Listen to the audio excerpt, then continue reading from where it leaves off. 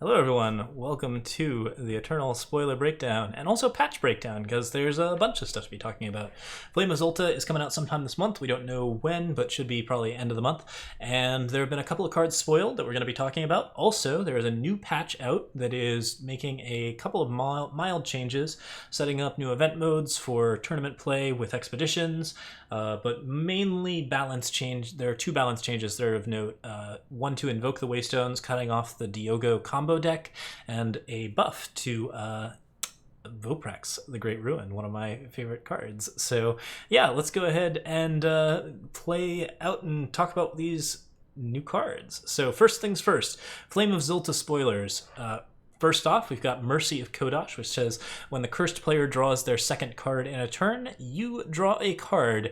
Now, this card doesn't seem terribly strong at first because it is a 4-drop relic that also has a requirement to play, meaning essentially you only get cards if your opponent is drawing extra cards of their own, but it does shut down basically control-based strategies by allowing you to sort of continue to draw your own mid-range stuff. So as a market option, there's certainly the availability of this card for trying to basically mess with slower control decks and interfere with them in ways that are actually pretty helpful. So that's part of the goal of this card, I think, is to set it up in the market where you can actually get something to basically keep the games from slowing down too much and have a good answer to decks that want to draw lots and lots of cards and be really, really obnoxious.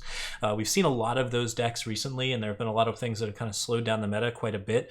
Svetch's Sanctum decks, we've seen lots of infinite combo stuff. There's a lot of like Nightfall and Nightmaul. There's Nightmaul is definitely going to be still a problem here, but like a lot of control decks that like basically in general are trying to draw a ton of cards so that they can eventually get to something that will kind of stall you out. Temporal Distortion, basically anything that's just not terribly fun to play against. Mercy of Kadosh is there to be in the market so that you can pull it out and throw it down. And that seems like a really reasonable thing to put in Justice, just to actually put a fair and relevant restriction on those types of decks and do some pretty cool stuff. That being said, Mercy of Kadosh also triggers if you're playing with Nightfall, which means that you can play it in Nightfall-focused aggro decks as a sort of interesting curve topper for the big, like, sort of scary Nightfall decks that want to play lots and lots of aggressive units. This gives you some options to open up some Nightfall availability into different types of cards. It's also possible that there might be some other internal synergies with, of course, new Flame of Zolta cards, which could allow you to get some really interesting benefits out of the card in general. That being said, you have to meet certain requirements to play Mercy of Kadosh, so it's typically going to be market only unless you have a very specific kind of deck to play in it, and I don't think that it's terribly strong. I feel like it's only there for when the meta gets really, really slow and you really, really just want that answer. It is very fun against those control decks because it allows you to just play more and more mid-range threats against those decks, which are constantly trying to keep up, and that just seems like a really satisfying play pattern. So overall, I'm for this card. It's definitely not the worst curse that Justice could have gotten, and like overall it's the kind of Justice curse that I like to see. Not too powerful, but actually does impose some interesting restrictions and create some interesting situations. It creates good gameplay. So yeah, I think I'm down with this card. This is pretty cool. The other two cards were spoiled by people who got them at PAX, so we're going to talk about those right now. The first is Cruel Wyvark, and unfortunately we don't have great images of these cards, but here we go. Cruel Wyvark, 7 cost, red, purple, purple, 6/6 flying. When Cruel Wyvark hits the enemy player, they sacrifice a unit of their choice, creature type, Nightmare Dragon, which, oh boy, do I love that. Okay, so in terms of overall cost, this card is a little less expensive than Voprex in terms of influence. Same cost in power, but has a little bit more stat line for a flyer. And then it has that hits the enemy player, they sacrifice a unit of their choice ability. This makes it, of course, a bomb in draft because it is a big flyer with a very relevant attack trigger, and the on-hit just basically ruins your opponent's day. Like, there's just not a lot of good ways to come back from that. This card is ridiculously nuts in draft and does very, very good things for your top end curve if you're playing up to those big giant flyers. So it's a fun card in that particular circumstance, and that's probably the place where it's most firmly going to belong. If this card is going to belong in ranked, you need to have ways to trigger the on-hit ability on the turn that you play it, aka the Yeti, that whenever you play a unit, it essentially allows you to trigger that ability on hit immediately. That kind of thing would allow you to get Cruel Ryvark value and actually get the card into a pretty decent situation. large flyers are not necessarily to be trifled with, but this one looks a little low on power points to belong in any sort of ranked setup, so I'm not going to say that it's going to belong in anything tier 1 or tier 2, but it could be something that actually does come out as part of some sort of reanimation strategy or some sort of interesting infiltrate strategy where you can actually do the Wyvark infiltration immediately. That could be pretty interesting. Also, it is a nightmare, so maybe there's some nightmare synergy going on there. Could be something interesting, but yeah, who knows? It can at least be made cheaper with other dragon cheapening effects and has some cool unit type synergies that you can play around with, but overall the stat line's not there. You need very high synergy to make this card work in ranked. But draft-wise, certainly very, very powerful. The other card is also very powerful in draft, but I don't think it's designed to be particularly powerful in draft so much as it's designed to be insane in ranked, and that is Sodi Spellshaper. 2 time primal, Elysian colors, +1/+1. When the wheeler hits the enemy player, draw a card. That alone, right there, that's a pretty decent setup, but it also has Spellcraft 2 play Equivocate, which, honestly, slow cost Equivocate is not the most amazing thing in the world. That's primarily to get your opponent's stuff out of the way so that you can attack with Sodi Spellshaper and get some serious value out of your whole setup. So yeah, this card is real decent. I think there's a lot of different ways that this card becomes quite insane. If you play it on early flyers, you can immediately replace the effect and get yourself some card draw on a flyer that your opponent then has to deal with. So playing sort of counterspell strategies where you're playing small flyers and then a lot of like Swift Refusal or other nonsense to make sure that the Sodi Spellshaper stays up, that could be a really, really interesting strategy that you can do some cool things with. If you want to play aggressive stuff, and just roll over people with Sodi Spellshaper, this card plays pretty well on 2-drops. It's decent on like anything like a Stormlinks or some sort of like cheap flyer. If you want to play it on a Dusk Raider or something like that, it's probably going to get over your opponent's 2/2s and even their 2/3s, which there are quite a few of those out there. So this is something early that Elysian can do to do like pretty nonsense stuff. And then you can also throw it on big ramp cards like Trailmaker or the Initiate Invoker of the Sands. I think it's called Invoker of the Sands, the 1/3 with Shift that gives you +1 power.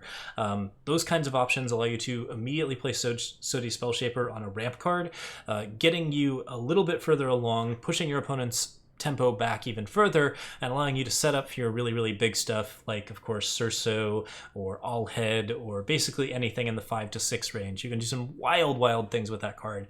And yeah, overall, this is a pretty interesting return to form for Spellcraft. Spellcraft looks to be a new keyword in the set, so pretty cool to see that.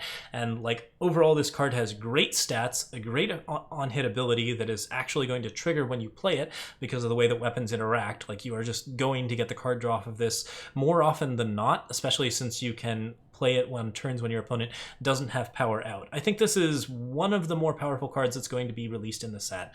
Like it is just going to be a very powerful push for Elysian colors in particular. And yeah, like I think we can probably expect to see some other strong Elysian stuff in this set just as a result of that being out there. So that's pretty wild, and yeah, like overall, I'm super down with it. There's a tournament going on this weekend, so if you want to play Expedition format, there's cash prizes up to, I think, $500. So keep an eye out for that. We'll be trying to play in it as well. But yeah, like that's something new that's happening with Expeditions. Expedition is going to cycle out set 1 when Flame of Zolta comes out, so we will also see a rotation there, which I'm pretty much looking forward to. I'm really hoping that at some point we see official ranked play in Expeditions where we actually get like good matchmaking and real rewards for playing things and like actual rankings, because at the moment like Expedition is kind of a weird casual format where you run into a lot of unusual stuff. But like yeah, like I'm glad to see the support for Expedition. I think Eternal is desperately in need of like rotated sort of competitive formats, and this is something that really is going to push that kind of stuff. So should be an in-game event. You just play right in it, and yeah, it's set up called Eternal Caravans, I think. So they're setting that up in the patch as well. So that's all of the notes on the patch. The other thing to talk about would be, that's all the notes on the spoilers, but the other thing to talk about with the patch would be the changes to cards. So let's pull those up, and we'll talk about what's changed in terms of what's happening here. So, Invoke the Way Stones is the big one. The Diogo combo has ruled for quite some time. It's been very consistent. It is not like amazingly good, but it at least can keep a positive win rate against certain types of decks, and people see it so often, and it takes so long to go off that it seems like they are finally going to nerf it. So Invoke the Way Stones is getting same thing. They're changing the text on it from discard the top 4 cards of your deck, play the top card of your deck, create and draw, to create and draw a copy of Invoke the Way Stones with its cost increased by 1 at the end of your turn. Meaning that Invoke the Way Stones with Destiny will not trigger multiple times in a row. It will only trigger once at the end of your turn, at which point you will get another Invoke the Way Stones packed away for later on the end of your next turn. Or at least I think that's how it's going to work. Regardless, Invoke the Way Stones should not trigger multiple times in a row. So this doesn't actually nerf Invoke the Way Stones in terms of if you want to play it as a value card. The way that I like to play this card with like a Zindel type decks where we are playing lots of power and we're just invoking the Way Stones for a free card every turn, that's still a pretty viable strategy, but the combo deck is dead. You can't do that anymore. The Destiny Invoke that completely wipes out your entire deck is just not going to happen anymore, and overall I think that's a positive change. That combo had its day. It sucks that we have to keep nerfing these combos. I think that like overall it's weird to me that most of the combos that are infinite in this game tend to be like really, really long and sort of unpleasant combos that people don't really enjoy seeing so often. So hopefully design will sort of tend away from that in the future, because like this is a dance that we are pretty familiar with at this point. But overall, like I'm perfectly fine with this change to the card. Invoke the Way Stones is still one of my favorite cards, and I like that it is no longer playable in a degenerate combo deck, because it means that I'll be the only one playing it. Oh. But yeah, there's some pretty interesting stuff with it. Hopefully combos in general will be faster in the future, because like if they don't resolve quickly, it's just too much. You can't really deal with it, and the ladder will eventually be overrun with it. The other card that's getting changed is Voprex the Great Ruin.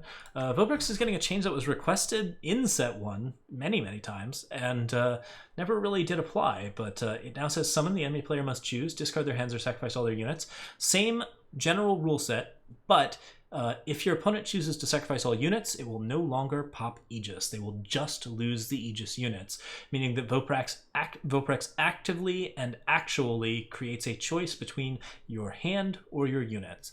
Now, I personally think that Voprex is a pretty strong card overall. It is a little bit situational. It is not always the greatest thing to pull out of your market or to like play in your main deck, but that ability to generally get a card or your opponent's units can often be something like a 3-for-1, and frequently can completely disrupt your opponent's tempo if they have more units than hand stuff. Like basically it's just something that like really can throw your opponent off quite a bit if you're playing it out. So I'm looking forward to playing a little bit more Voprex. This card actually does like spar with Ikaria, that's true. It beats up any like Aegis type stuff, and yeah, it just generally like works through a lot of interesting strategies. The question of whether or not it deals with face Aegis, I believe face Aegis still blocks it, but let me double check that real quick, because that is probably pretty important to know. But yeah, as far as I know, it's only the creature Aegis that it will no longer pop. Yeah, units with Aegis will no longer block the card's sacrifice ability. So player Aegis will still block it. So if you've got Cobalt Waystone, if you've got Island's Favor, Voprex is suddenly not as good an idea, but you can always pop that with something else. You can throw a torch at it. You can throw some sort of small effect at it early on and then play the Voprex out. There's plenty of ways to sort of plan around that. It's just the unit Aegis that is something that used to be like a little bit of an issue. So yeah, this makes Voprex a little bit more viable. Maybe we'll see some Greed Dragoning again. I'm really looking forward to playing some Divining Rod Voprex, because that is a favorite deck of mine since set 1 came out. And yeah, it's a neat little return to form for that card. So hopefully we'll see some cool decks with it. I look forward to seeing what people come up with, and of course we'll be coming up with some stuff of our own.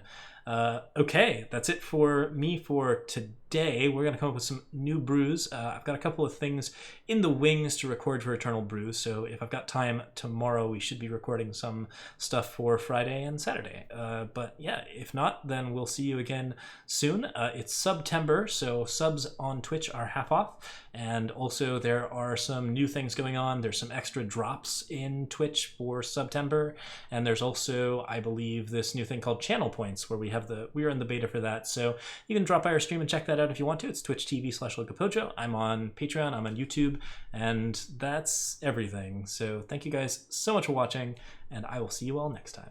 Cheers.